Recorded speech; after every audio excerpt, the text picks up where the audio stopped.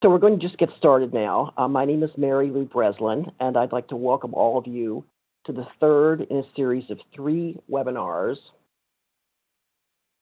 featuring promising collaborations between independent living centers, aging and disability resource centers, area agencies on aging, Medicaid managed care plans, healthcare providers, and other partners.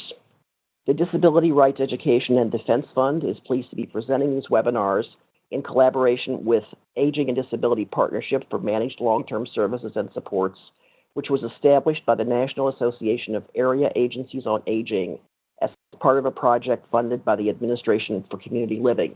The project partners include the National Disability Rights Network, Justice and Aging, Disability Rights Education and Defense Fund, and Health Management Associates. The goal of the Aging and Disability Partnership for Managed Long-Term Services and Supports is to leverage the Aging and Disability Network's extensive infrastructure, service capacity, and expertise to ensure delivery of high-quality managed long-term services and supports to seniors and people with disabilities. The purpose of this webinar series is to share 3 promising collaborations between independent living centers, ADRCs, AAAs, Medicaid managed care plans, healthcare providers, and other partners. The third webinar in the series being presented today features a collaboration between Access to Independence, the Independent Living Center in San Diego, California, and Care First Health Plan, which is a managed care plan in the area.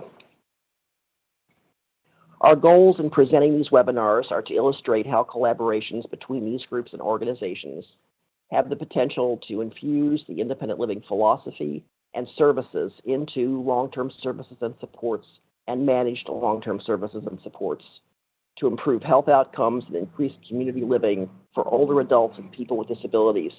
Such collaborations may also have some potential to generate cost savings. Presenters for our webinar today are Pamela Moakler, Vice President of Long-Term Services and Supports for Care First Health Plan, and Louis Frick, Executive Director of Access to Independence, an independent living center in San Diego, California. They'll present preliminary outcomes from a collaboration between the 2 organizations to reduce hospitalizations for a group of homeless people with disabilities and seniors identified as repeat high users of emergency care. Sylvia Yee, Senior Attorney with DREDF, will conclude the webinar with a discussion of the policy implications for this program. I'd like to extend our deep appreciation to our presenters for working with us to bring this webinar to you. With that, I'll turn it over to Pam. Okay, good morning. Thank you so much for the opportunity to present, and pretty excited to talk about this pilot that we launched in 2012. I have to advance the slides, excuse me.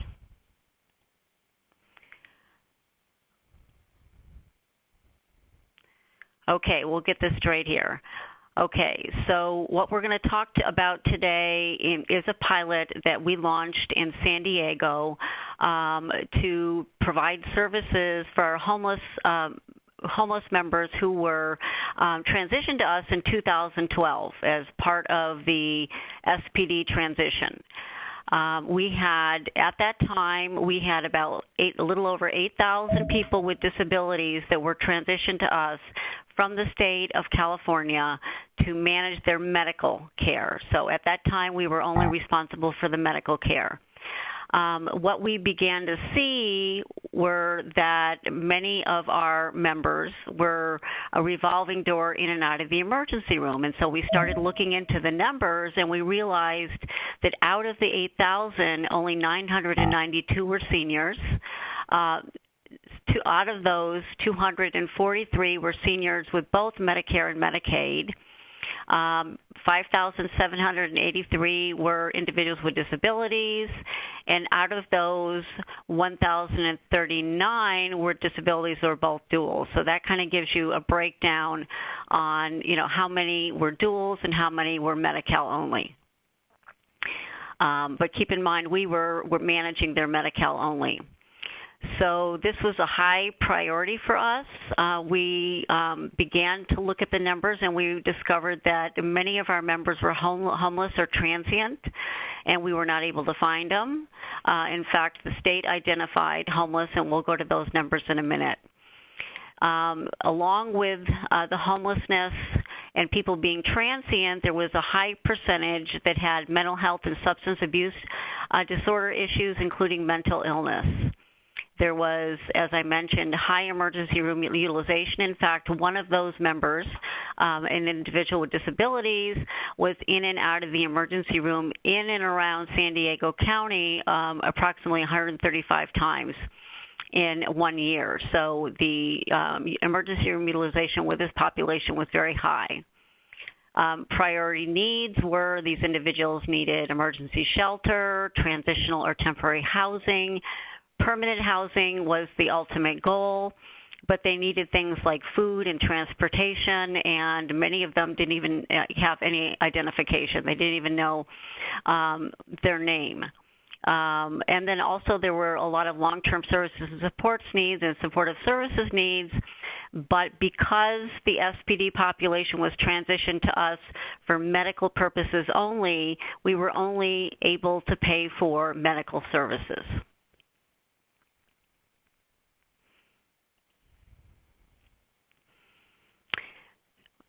So we decided to test a pilot. In fact, at about the same time that I had a conversation with our CEO, Anna Tran, and she was very concerned about the population in San Diego and wanted us to set something up that was going to meet their needs. We had previously conducted a pilot in Arizona and did a integration of the Area Agency on Aging in Maricopa County with the plan that resulted in resulted in very positive outcomes and between a 47 and 59% per member per month reduction in cost. So we began to look at what could we do, especially for the homeless population in San Diego that was transitioned to us. So at the time we were looking for solutions, I met Amy Kalivas from Access to Independence at a Gerontological Society of America conference, and she began to tell us about some of the work that they had been doing. And so we immediately set up a meeting with Louis Frick and to talk about how we might work together. So Louis, do you want to provide some comments at this time? Absolutely. Thanks, Pam. Sometimes it's about timing, and the timing was perfect, as Pam said, when she met Amy, who works with me. And we had been, starting in 2010, very aggressively focusing on doing nursing home transition and working in the healthcare world, and understanding that the people that we served had significant needs, and that their means of acquiring health care was changing radically with the shift to managed care. And so we really had done a lot of work to position ourselves to serve that population, homeless or otherwise, actually going back to 2006, which is when we actively began doing nursing home transition work. And so we had done a lot of work in that arena. We'd worked a lot with people that were homeless, and we were really well prepared to jump in and work on this project. I think an important component that we brought to Care First right away was talking to them about our independent living philosophy and the concept that we would help people, but we would help them to help themselves. And so, the context within which we worked on this project was to go to homeless shelters. A lot of our work really required us to track people down. We tried skip tracing, a number of other ways to interact with people. But ultimately, we had done a lot of this work. We were known in the community, and people were willing to work with us. And so I think our philosophy was and remains appealing to people with disabilities and seniors, because what we're about is helping them, finding out what's important to them, not what is important to somebody else. So that philosophy, I think, was really a key component of why people were willing to work with us and why we were prepared to work with them. Okay, thank you, Louis. Sure. So what CareFirst decided to do was to test and develop a working model to prepare for the dually eligible demonstration. So the work that we were doing in 2012, we knew that we needed to get our ducks in a row and learn how to take care of this population before we jumped into the duals demonstration, which we had already been hearing about in 2012.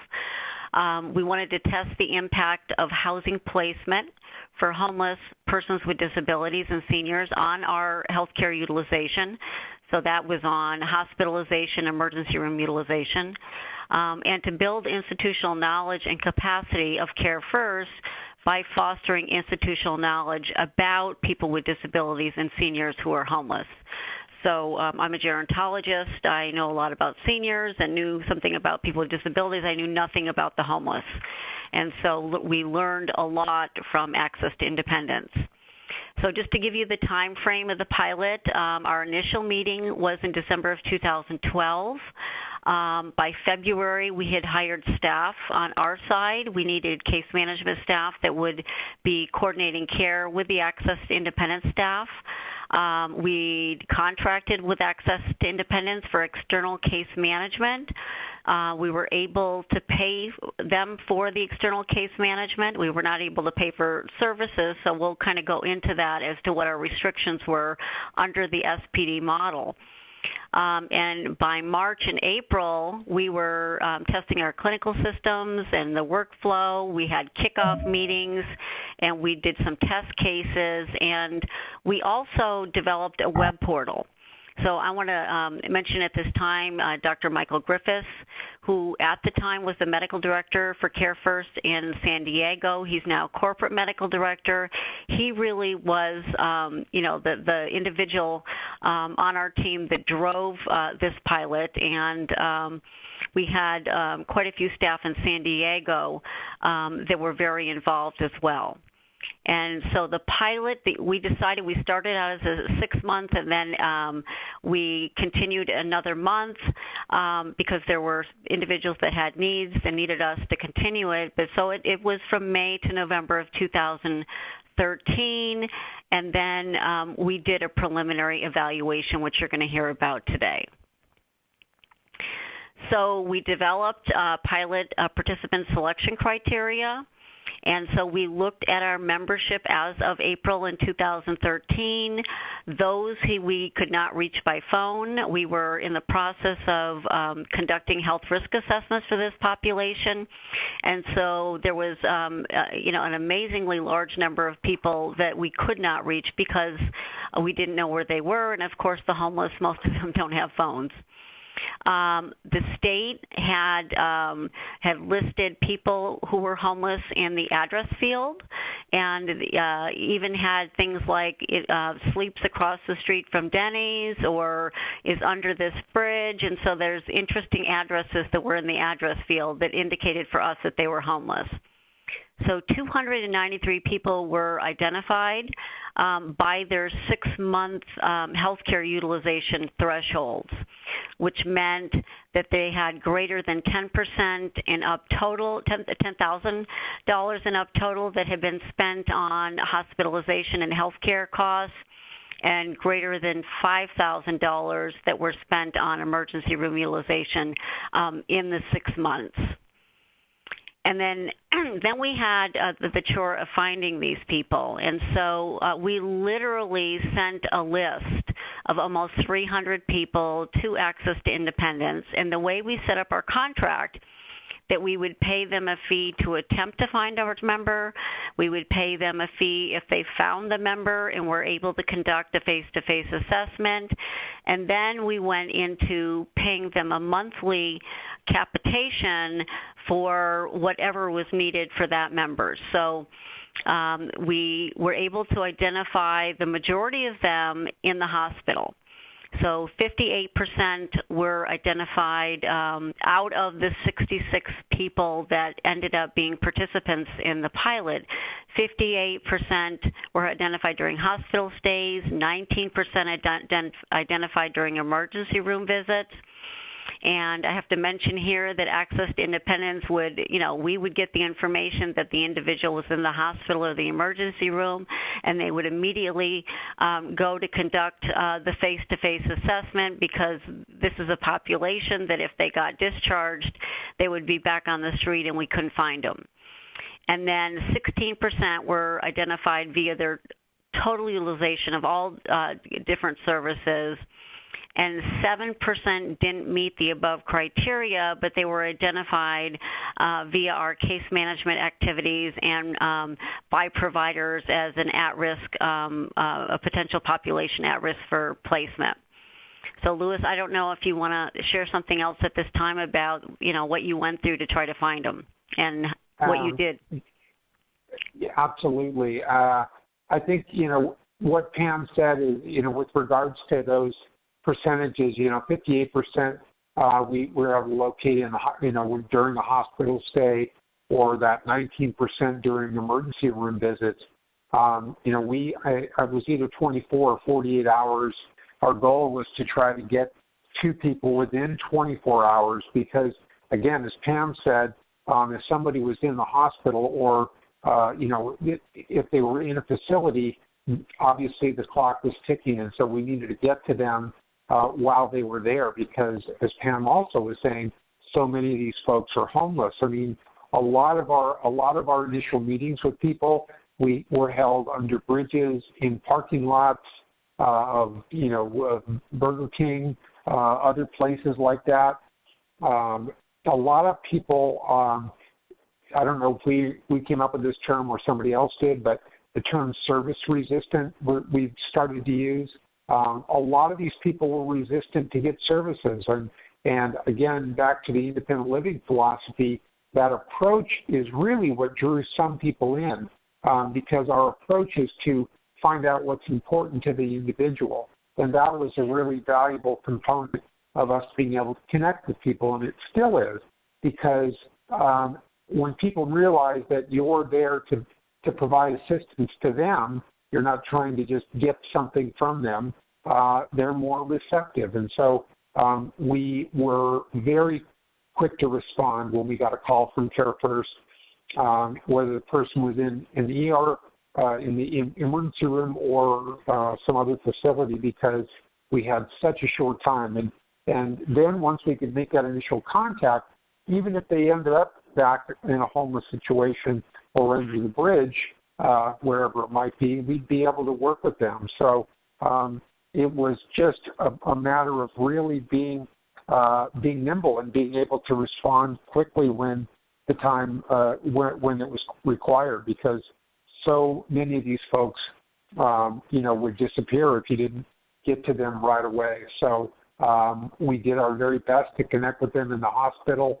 Our skip tracing efforts were somewhat successful, but really tracking people down and getting that face-to-face contact is really what made the difference. Connecting with that person one-on-one is really what continues to make a difference to people, is that one-on-one contact. And in their environment as well, that is a particularly important concept as well, to work with them where they are in a way, in a time, in a place that's meaningful and that works for the individual. Thank you, Louis. So I can't say enough about the fact that Access to Independence was able to shift their business model to fit what we needed. Managed health plans are used to responding very quickly. We've a lot of experience having contracts with home health organizations that, are able to very quickly get to the member, conduct the assessment. So I would like to say to the independent living, industry and the aging network that that's one of the things that, managed health plans, as we begin to integrate these different models together, that we have a little bit more of an urgency than some of the programs that haven't had to move so quickly. So we very much appreciated that from Access to Independence. So quickly to kind of just go through the workflow. We would send a referral to Access to Independence and asked them to find the member to conduct an assessment. They also had to obtain consent. And then in the first 30 days, within the first 30 days, we had set up we built this very specialized web portal. Herbert Wu on our team, who's VP of IT, and Dr. Michael Griffiths worked very hard on getting this model so that everything would be uploaded. All the documents that Access to Independence completed would be uploaded. So they had 30 days from the date of finding the member and conducting the assessment to upload the assessment that was conducted, the pilot HRA, the independent living plan, which is a little different than what we're used to. We do care plans, but we wanted Access to Independence to use the same assessment tool that they used for all of their clients, so that they were able to follow what they needed to follow to be able to leverage other funds that they received from the Department of Rehab. And they also did a care transition plan for members in the SNFs, rehab, and acute care hospitals. Step 3, within months 2 to 6, which really ended up 2 to 7, every single month, and we had this set up that a payment would be generated if the documents were uploaded. So they were really in a position where they had to upload the updates to the independent living plan every single month in order to get paid for that month. So they got really good at uploading the documents, and we were able to keep on track with the timing and able to meet our requirements that we had to in terms of case management. And they participated in our care coordination meetings. Some of you know that they're in interdisciplinary care team meetings. So individuals on both sides with Access to Independence and with Care First would contribute. And then also, kind of on our side, we were required to conduct an initial health risk assessment. And so actually what Access to Independence was doing for us is fulfilling that need for the people that they were able to find that were homeless. We're also required to do an individualized care plan. So a lot of the information that they obtained and put into the independent living plan could be part of our care plan. And what we're responsible to do for our members, the case management, is identify, a lot of times it's referred to like PIGs, problems, interventions, and goals. We also had to coordinate, and Access to Independence coordinated for those members to get their medical care at St. Vincent's de Paul, which is a kind of a village of community clinics and housing in downtown San Diego that can provide, they're very specialized, and their expertise is treating the homeless. And so that became the medical provider, as well as other FQHCs in San Diego. And then also Access to Independence would coordinate with us on obtaining authorizations for services that were part of our benefits, healthcare related, and transportation. And then on we have a social services department as well that would review the independent living plan and coordinate with Access to Independence. And then there were also weekly case conferences between Dr. Michael Griffiths, our medical director, and Josie Wong, who is our VP of medical management in San Diego. So this pilot was it had not only the blessings, but the top-level people in our San Diego office were very involved in this, and both Dr. Griffiths and Josie Wong and her team were involved with this on a daily basis. Okay, so in terms of our identifying the persons with disabilities and senior pilot participants, and this is 60, so out of the 66 who were identified, recruited, enrolled in the pilot, 48 were found in hospitals, 18 were found by Access to Independence, 51 completed the pilot, so these are small numbers. 10 received their care through St. Vincent's de Paul that I just mentioned, and 41 of them receive their care through primary care providers or the majority federally qualified health centers that are contracted with us in San Diego County. 23 of the 51 who completed the pilot continued to be case managed by Access to Independence following the pilot and were still eligible as a Care First member. I should mention that this is a population that is very transient. They were able to move in and out of plans on a monthly basis, and so, it can be a difficult to really try to wrap your arms around trying to help meet their needs if they're going to be moving out of plans or they don't respond to the Medi-Cal recertification, then they fall off and are no longer eligible and they have to be re-enrolled. And I know Access to Independence did a lot to help with that. Okay, now in terms of housing placements for the pilot participant, because the ultimate goal was to try to get these people housed, 45% of the 49 people were placed in housing. And I'm going to turn this over to Louis in a second so he can tell you about their relationships with housing providers. Okay, and out of the 23 still eligible after the pilot, 15 of those were placed in housing. So that's going to be significant in a minute when I kind of talk about the results.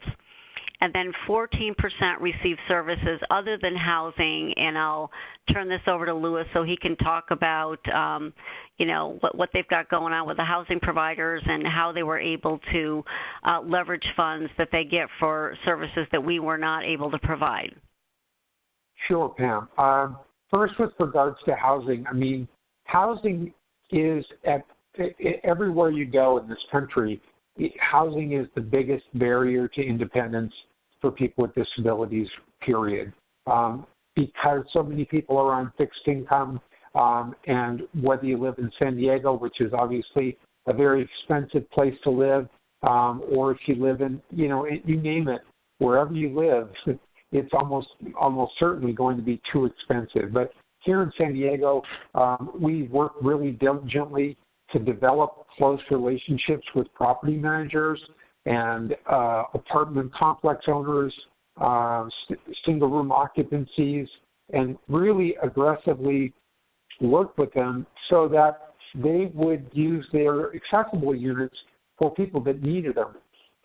There are a lot of places that have like senior housing or senior and disabled housing where some of the units are accessible, but some years ago what we found is that those units were going to the next person on the list, not necessarily someone that needed an accessible unit. And so we worked with these housing providers so that they would call us when they had a vacancy of an accessible unit.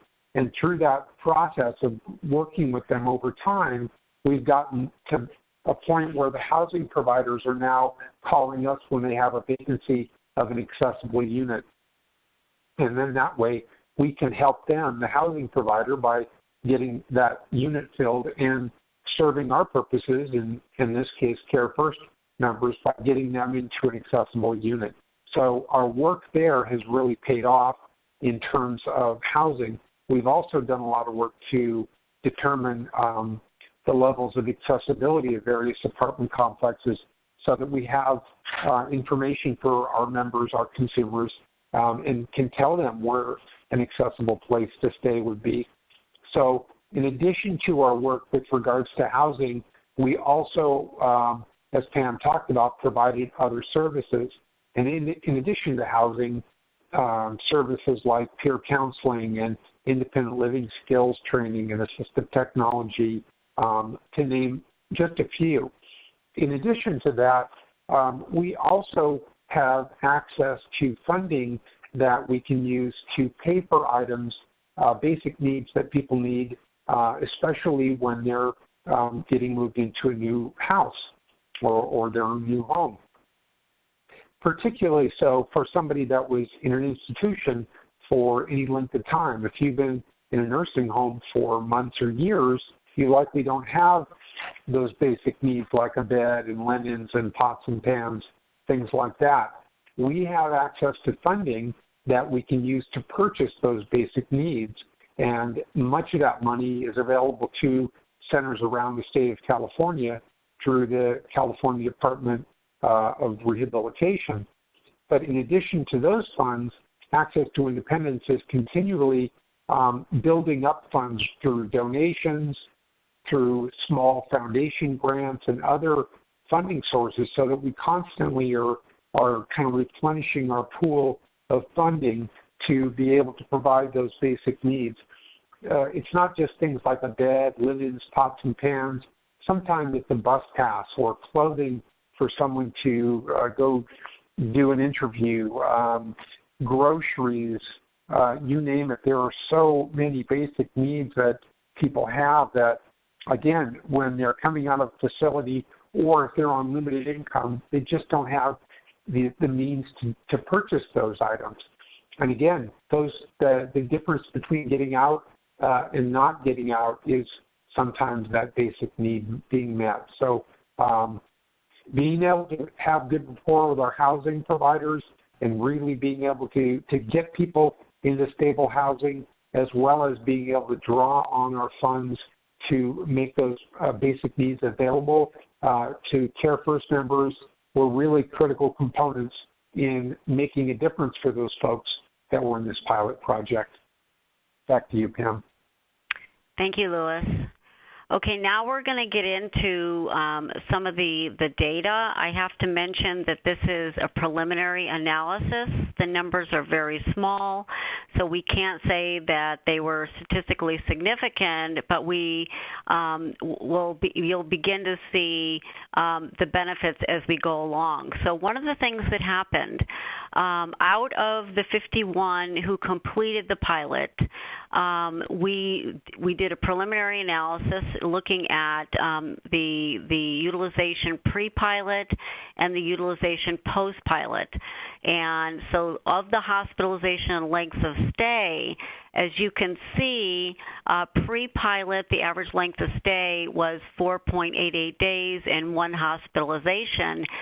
During the 7 months of the pilot, utilization went up significantly, and so we feel that was because of the increased services following the health risk assessment and Access to Independence, independent living plan. All of a sudden, somebody was paying attention, and so there were a lot of unmet medical needs that needed to be cared for. So a lot of these folks did end up going back to the hospital 2.88 times during the 7 months, and it had an average length of stay of almost 9 days. And then after the pilot, for all participants, it went back down again a little bit before the pre-pilot. And so if you look at the hospitalization and lengths of stay for the 15 people who were placed in housing, out of the 23 who were still eligible at the end of the pilot, we have a little bit different results. The pre-pilot number of hospitalizations, 1.53 days, or number of hospitalizations, 1.53 times, and an average length of stay, 6.67 days.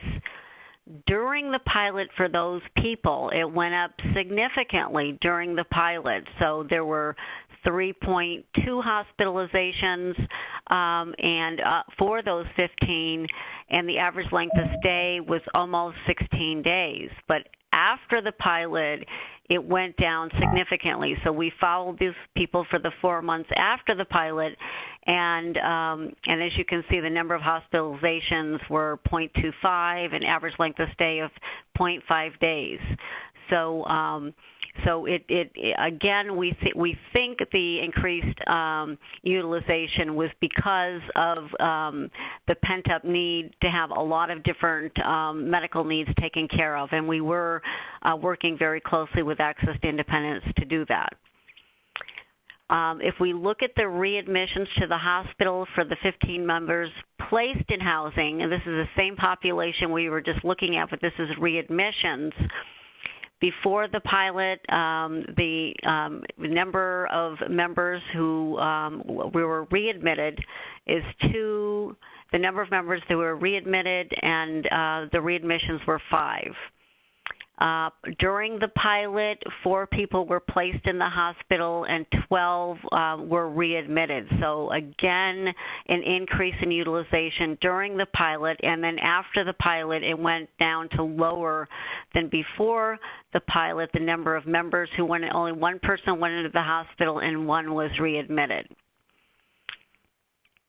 The emergency room visits for the 51 members who completed the pilot. So this is going back to the total population that completed. Pre-pilot, the number of ER visits was 2.63. During the pilot, it went up to 4.11. And then post-pilot, it went down lower than the pre-pilot to 1.70. Emergency room visits for the 23 who were Care First members at the end of the pilot. So these people stayed as Care First members. So we had pre-pilot, the number of emergency room visits, 2.41, a significant rise again during the pilot. And then post-pilot, the number of ER visits decreased to 1.70. But the real, the most important finding, I think, preliminary finding, is that the emergency room visits among the 15 of the 23 that remained members of Care First following the pilot and were placed in housing pre-pilot, the number of emergency room visits was 4.36. During the pilot, again, the significant increase, 6.85. But after the pilot, it was a very big drop down to 0.38. So that actually was one of the most important findings for us, to see that we after they were found and after their needs were attended to, then their utilization decreased significantly. So some of the reflections and observations, I should say right up front that we're now looking into going back and doing more analysis of these numbers and these members, and especially for those who continue to be Care First members. The pilot results definitely need further study to look at why the utilization increased during the pilot, also to study long-term outcomes of individuals still Care First members that participated in the pilot. Benefits that were derived from housing placement and case management. These are people who had a lot of unmet needs, and it wasn't just the medical. They had behavioral health and substance abuse, and needed a lot of assistance. These were people with disabilities who, as Lewis has said, some of them lived under a bridge or, definitely on the street. So we were thrilled to be able to find them and to begin providing services.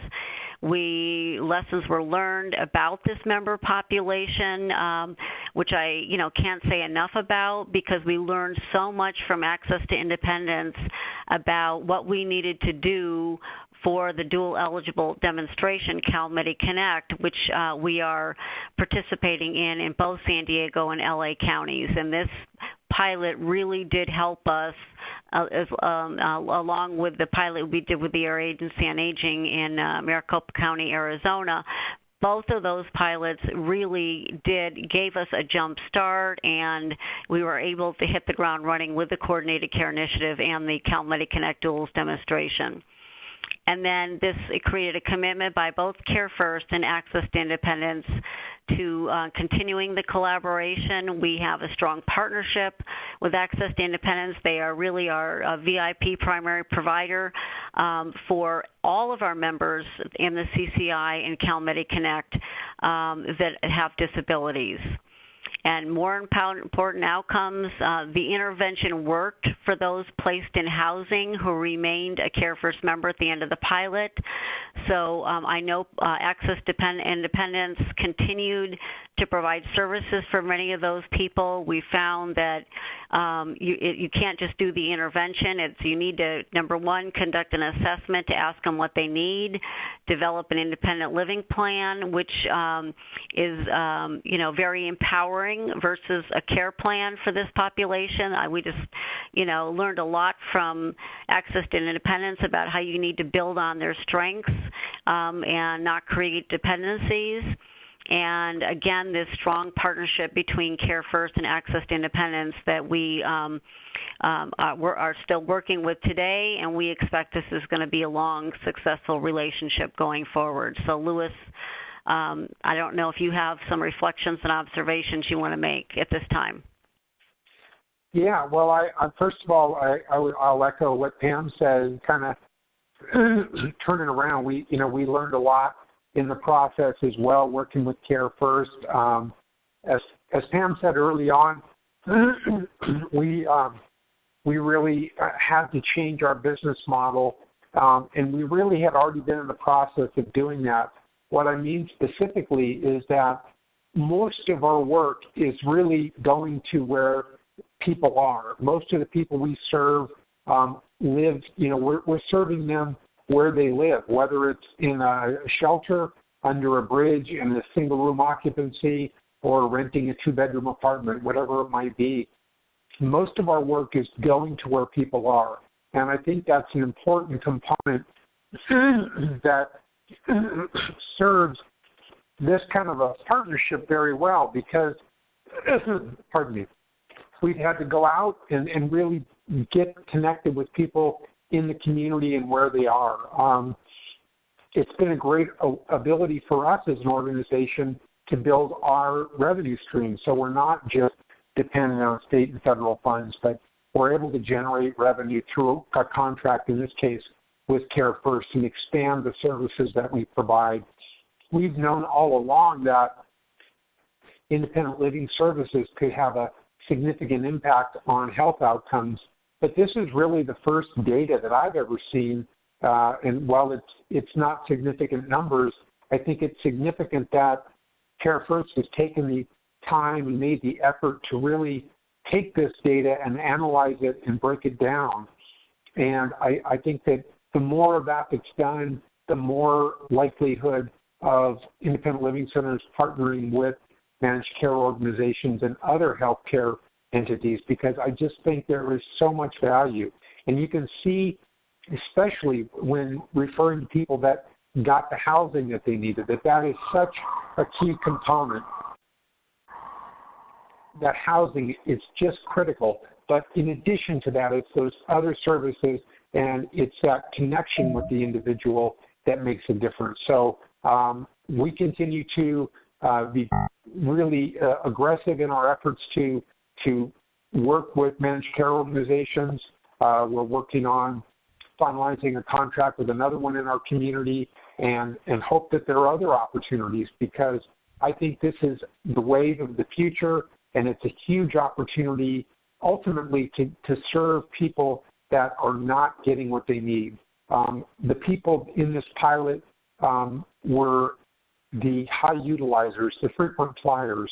They're people with co-occurring disabilities, most often with mental health diagnoses as well. And for us, at least as an independent living center, that's really our wheelhouse. Those people that are high users with co-occurring disabilities, that's really our strength, is working with those individuals. And I think that this pilot has been a great opportunity for us to really expand our efforts.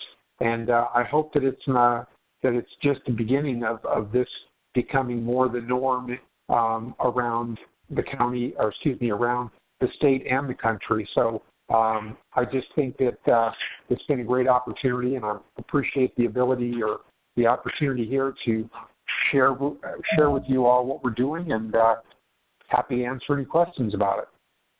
Okay. Well, thank you very much, Louis. I'm now going to turn this over to Sylvia for questions and answers.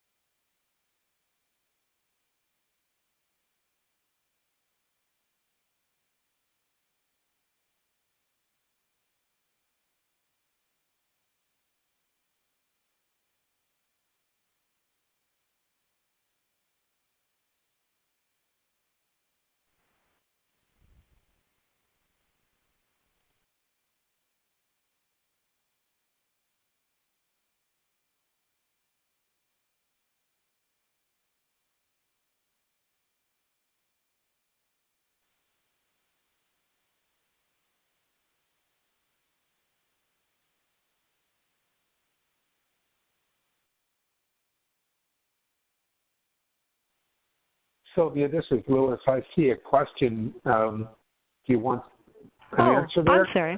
Here, that's fine. I'm sorry. My apologies. I had my mic on mute. So up here you see the questions. I'm going to bring up a few of the questions that have been raised during Pamela and Lewis's presentation. I'll just go through a few of them and give them a chance to answer. And again, my apologies about that. One of the questions here is for Lewis, and it was a question about what kinds of characteristics and experience did you seek in the outreach and care coordinators that you employed in this project, and were they trained in independent living philosophy? Were our staff trained in independent living philosophy?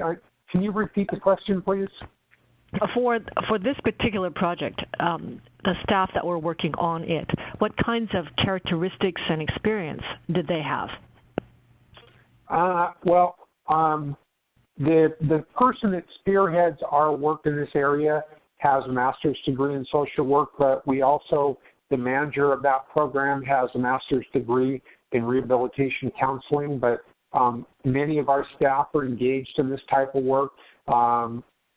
Some of them have degrees, some of them do not have degrees, but all of our staff that are involved in this activity, especially this pilot project, were people that were very well versed in the independent living philosophy and thoroughly understand the programs and services that we offer and the means in which we provide those services. So it really was people that are very skilled as we call them, service coordinators, independent living service coordinators, and people that were well versed in working with those that had mental health diagnoses in particular, as well as staff that were familiar with going out into the community and engaging people where they happen to be. Okay, thank you. I had another question here for Lewis about whether any of the 51 in the project did they need or get referred for home care, and specifically was durable medical equipment an issue for anyone? Yes, is the answer to the second part of that question. Some of the people that we assisted in that regard did need durable medical equipment. We have some equipment that we have as donations that we either can loan or give away. So in some cases, we provided those services directly to the individual. In other cases, we referred out. I don't recall, what was it? There was a first part of that question had to do with home health care? I think so, and they just said home care, which I guess it might be IHSS or it might be, I'm not sure exactly. Okay, well, if it was IHSS, then yes, our staff are familiar with the In-Home Supportive Services program. One particular staff member focuses in that area, so we would certainly have worked with people in particular that had been in nursing homes and would not be IHSS recipients because their benefits would be going to the nursing home. So we also have two staff that are financial benefits counselors trained on Social Security, trained benefits counselors, and so they would have worked with those staff members would have worked with consumers to help them to acquire their in-home supportive services.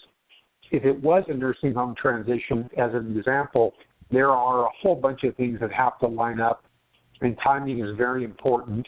Housing is critical in terms of when they're going to be able to rent the place, but also are they going to be able to get their in-home supportive services available in time when they transition out. So a lot of it's a very complex timing issue that has to do with those issues, particularly with regards to housing and in-home supportive services. Right, of course. I guess kind of a follow-up question that for both Pam and Lewis is how much on an individual member's case? How were there times when the Access to Independence coordinator and Care First coordinator would be working especially closely together? Absolutely. This is Pam. There was I know that Access to Independence was the primary coordinator of the services. They had the expertise. We did not have the in-home supportive services expertise at that time. We certainly have now that we're involved in the CCI. But much of that, it was. I'm told, Louis, that there were that a lot of this communication was taking place on a daily basis, and so we were able to pay for what we were able to pay on the medical side. We didn't have the benefit like with CalMedi Connect and being able to pay for incidentals, and that's what Access to Independence paid for, but we did coordinate with them. Okay. Yeah, very, very regular communication. I know our staff and Care First staff had weekly meetings, but if we had a situation where, again, we were talking during the presentation where we might have to respond within 24 hours. So if our staff got a call and said, "Hey, look, we've got somebody in a nursing home. They're going to be discharged tomorrow at 4 p.m. or whatever," then our staff would be on it. And so, in addition to the regular calls we had, staff would be on the phone between our organizations, on a daily basis if needed for a particular case or given situation. Okay, thank you. I have just a couple of more questions that have come in. There's a question here for Pam. This is a question, it looks like the ER visit numbers for the pilot are for a 7-month period compared to 4-month periods for before and after. So unless they are visits per month, they would be expected to be higher just because of the length of time. Is that correct? I didn't do the analysis, so I can't necessarily speak to that, but I do know that we did approximately 4 months prior look and after look. This is one of the things that I know Dr. Michael Griffiths has said that we, are very interested in going back and looking at the numbers and trying to drill down a little bit deeper to really find out what caused the increase in the visits and then the decrease. Obviously, we think that it was because of the services that Access to Independence was providing and the fact that they finally had a roof over their head and their medical needs as well as social needs were taken care of. But in terms of some of these, to tease out some of these differences, we haven't had a chance to do that yet, and we're hopeful that we're going to be able to come back and look at this because we still are providing services to even some of the people that were a member back in 2013 when we did the pilot. Some of them are still a Care First member. So we can, it's a lot easier to look forward than it is to look back. Okay. We have a question here asking whether either of you has data on the types of chronic conditions that folks in the pilot program reported. No, we don't. I don't have that data in front of me, but I'm sure we've got the information somewhere. Okay. And one more has come in. I think it's a question around housing, and housing especially for those who are making $800 a month or less. And the question seemed to be whether some are still living in their cars, or what. I suppose I think the question is around what is the housing that's available to them. Yeah, Sylvia, I see two questions. One was about how do we create strong housing relationships, and then the other with regards to the dollar amount. And yeah, there are still a number of people living in their cars if they even have a car because that there's so little income and housing is such a steep cost here.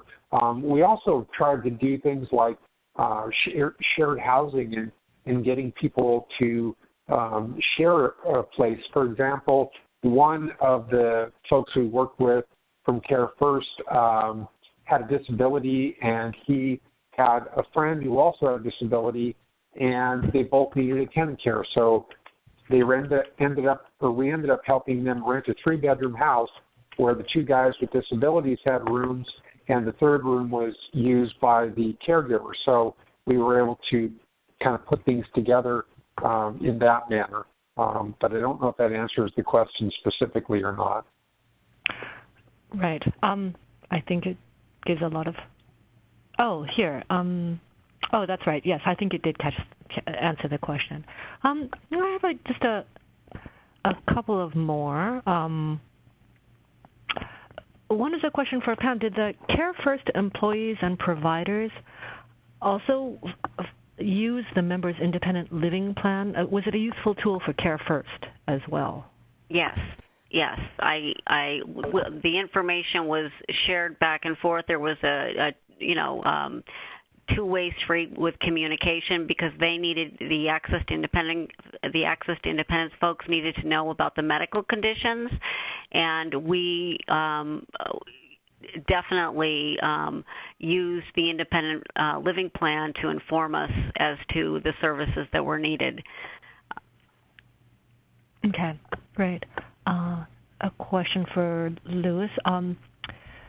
The individuals that you served through this project, in this demo, were they, I don't know if you know this, but were they individuals that you ever had served before, or that do you think you would have reached them in your normal course of business as an independent living center? Some, yes. Some, no. The first thing we did was, when we got the list that Pam talked about, is we ran that list through our current database. And we did get some hits. So some of the people that were on that list were already people that we had been working with, but that was a fairly small number. So many of the people that we worked with through Care First are people that we would not have reached if we'd not been involved in the pilot. So some were already consumers of ours, but most were not. We had already, since 2011, we've been tracking people's healthcare providers. So we have asked that question for some time now. So, but I guess the short answer is we've served a few people that we had already been serving, but many of the people in the pilot we would not have otherwise served if we had not done the pilot with Care First. Okay.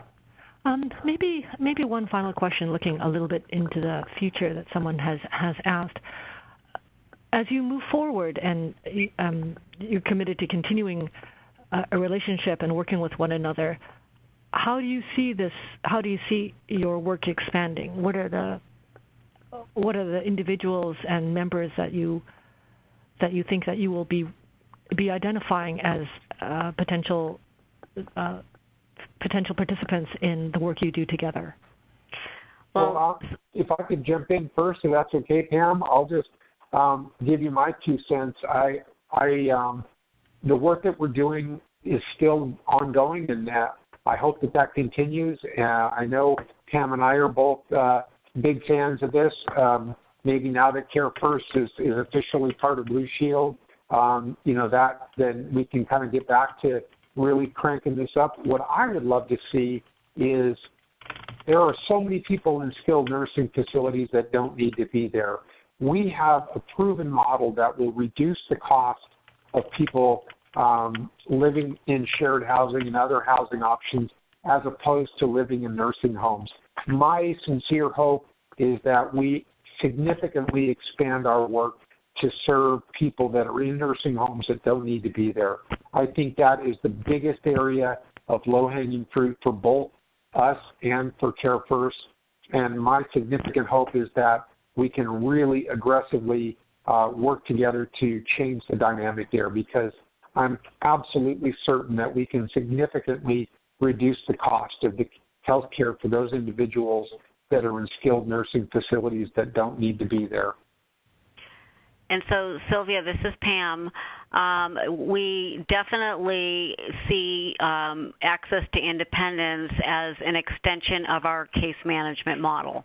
They are, we pay them for extended case management services, for our members that need assistance, and especially those persons with disabilities. My department, I'm Vice President of Long-Term Services and Support, so I'm responsible for LTSS in both San Diego and LA. I personally have been going out to nursing homes in both counties, probably about 40 in the last 2 months, training my staff on how to identify people who might be potentially able to move back into the community.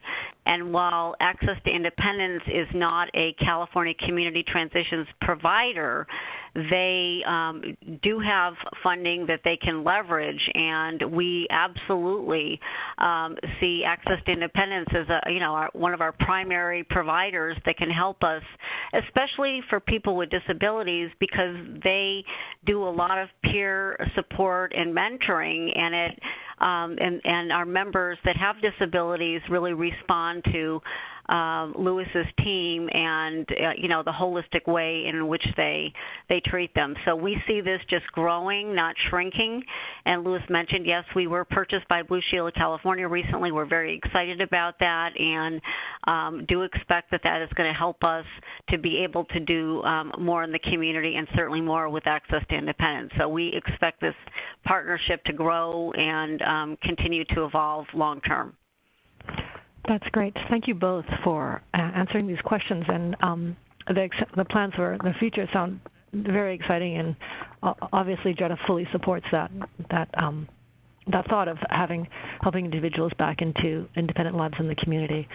I'm going to move forward a little bit to talk about the Medicaid managed care rule. While I'm doing so, everyone should feel free to continue to ask questions through chat, either of Lewis or Pam or myself, and we'll see if there's a little bit of time at the end to get to any of them. So just to set a little context, San Diego County is a mandatory Medicaid managed care county. It's been required mandatory managed care for seniors and people with disabilities since 2011 to 2012, and individuals who are dually eligible for Medicaid and Medicare have been included since 2014.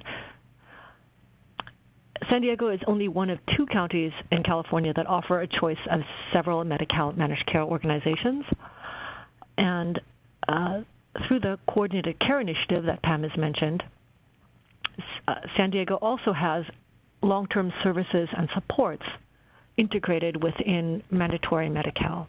So as a Medi-Cal member in San Diego, if you want IHSS services at this point, for pretty well most Medi-Cal members, if you want IHSS or CBAS services or other long-term services and supports through Medi-Cal, you need to join a managed care plan. So against this context, on July 1st, the Centers for Medicare and Medicaid Services proposed a major revision of its Medicaid managed care rule, and it hasn't touched the rule basically since 2002. In that time, Medicaid has grown substantially. The managed care delivery of Medicaid has grown, and there is significant managed long-term services and supports across the country. It's not the final rule yet. It came out on July 1st. There was a 60-day comment period, and that period is now closed. But there are a lot of very interesting things to note about this plan, and about the rule. And the rule has implications for innovative projects such as the one that Care First and Access to Independence have spoken about during this webinar.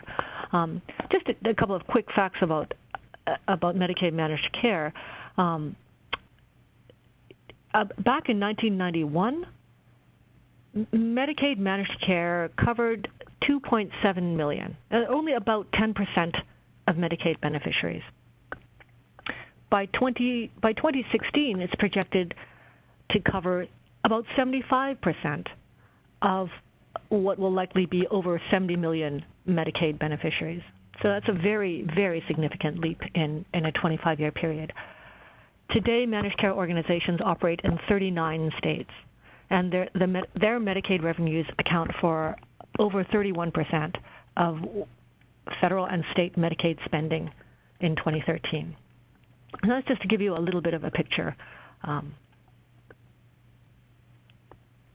As we look at the rule itself, the proposed rule, one important thing to note about it is that the proposed rule incorporates 2013 guidance from CMS that established 10 managed long-term services and supports principles, and included a recognition of the Supreme Court's Olmstead decision and the importance of home and community-based services.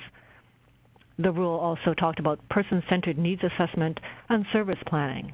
So that CMS's vision for managed Medicaid, managed Medi-Cal, is for a service that acknowledges the right to live in the community and the right to have services integrated with one's life in the community.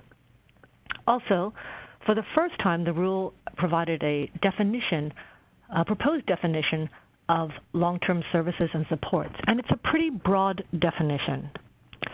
The definition is services and supports provided to beneficiaries of all ages who have functional limitations and or chronic illnesses that have the primary purpose of supporting the ability of the beneficiary to live or work in the setting of their choice, which may include the individual's home, a provider-owned or controlled residential setting, a nursing facility, or other institutional setting.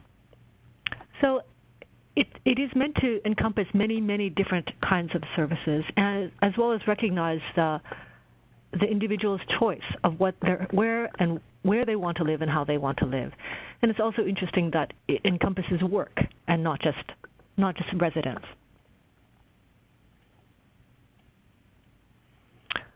So one of the things in the rule, that's something that Pam and Louis have talked a lot about, is care coordination. The proposed rule expands managed care coordination obligations. It requires coordination between care settings and with services, even with services that the managed care organization doesn't directly provide, including, for example, fee-for-service Medicaid benefits, such as long-term services and supports.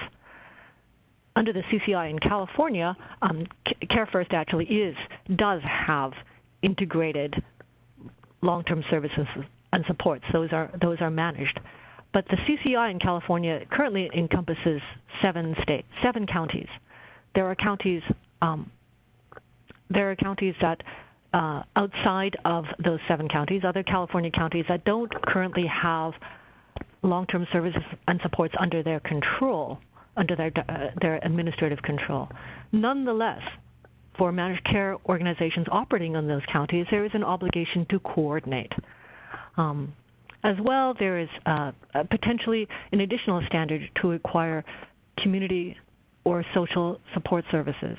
So the proposed rule talks about, should there be an obligation on managed care organizations to link to or provide services through different community-based organizations, a variety of organizations, either providers or organizations such as the Protection and Advocacy Organizations, the Disability Rights California organizations, Aging and Disability Resource Centers. So there's been a lot of comment on that, and it's something that potentially could be incorporated within a final rule. There's another important part of the rule talks about network adequacy, and this is a very sort of important, it's an important change. The rule requires states to develop standards on the adequacy of Medicaid managed care organization provider networks. And where the managed care organization has long-term services and supports providers, such as nursing homes or home and community-based tour providers, et cetera, they also have to have standards for that. The state is supposed to develop standards on network adequacy. So currently, the state has time and distance standards, and those apply to primarily to medical providers, so that when consumers travel they are supposed to be able to reach a provider within a certain time, or it has to be within a certain distance. So the rule proposes that when we're talking about long-term services providers, time and distance standards will apply if the consumer has to travel to the provider, the long-term services provider, such as a CBAS provider, a community-based adult services provider. The state is supposed to have other kinds of standards when the long-term support and services provider travels to the consumer. So this is it's not entirely clear what those standards will be, and there's going to be an interesting conversation, I think, on how that will actually roll out in fact. And finally, I just wanted to bring up the fact that the rule does propose a credentialing and re-credentialing requirement for providers that enter managed care organization contracts or participation agreements. And this would apply also, as written up in the rule currently, this would apply also to long-term services and supports providers. They would apply to all the home and community-based providers that comes to an individual's home. It would apply to behavioral and substance use disorder providers. And this rule, which is a change, would have a big potential impact on community-based long-term services and supports providers who work with Medicaid beneficiaries now and want to continue to do so under managed care. So those are among the pretty substantial changes that are going to take place when the managed care rule comes into effect. Now, we don't know exactly when that will happen. All comments have been submitted. It's possible to look at the rule still. Of course, it's online, and also to look at comments that have been submitted by various stakeholders. Exactly when it's going to come into play is something of an open question.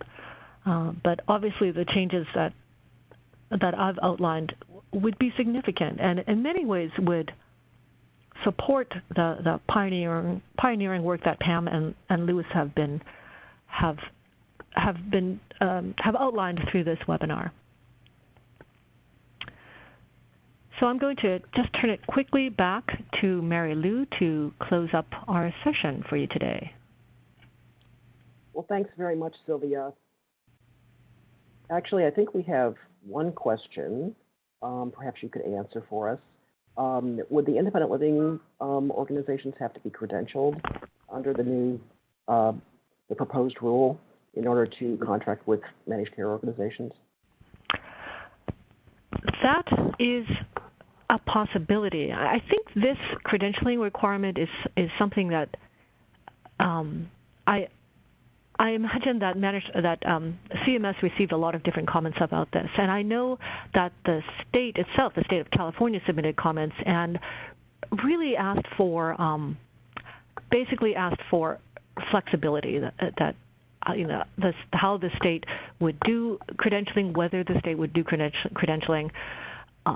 The rule itself does actually leave quite a bit of flexibility to states, and one thing for managed care organizations to really note is that, as currently written, the rule doesn't require the state, for example, to set up a really clear state-administered credentialing by which the state would set up criteria, the state would administer tests, and the state would hand out licenses.